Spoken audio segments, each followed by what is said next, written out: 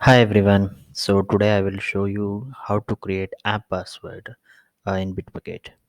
So these days recently Bitbucket has stopped supporting third party authentication. When you integrate Bitbucket, Git commands in the Eclipse, you are no more able to access directly this Bitbucket repository because when you try to pull or push or clone a repository in the Eclipse, it is going to throw at authorization exception because Bitbucket has stopped it recently. So I will show you how you can work on it. So first of all, what you have to do is, like, once you log into Bitbucket, go to your profile. So here you will have personal settings. Click on it, and here there is an option called app password. Click it.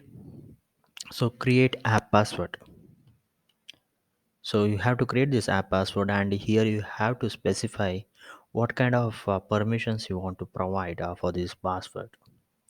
Okay, just I'm just going to check everything here. Workspace, project, repository,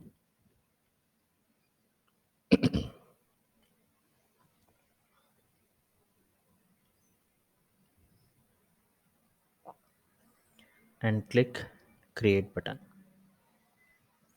You can specify some name for it. So what kind of name you want to specify? Okay, web automation selenium, you can provide this. Click create. So this is a new password which is generated by the Bitbucket. So please save this because you need it in future.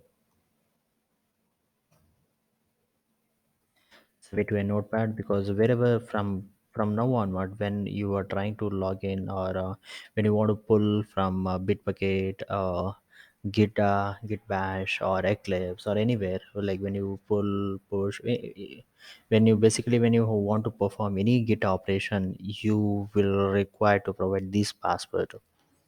Okay, so save this and then close this one.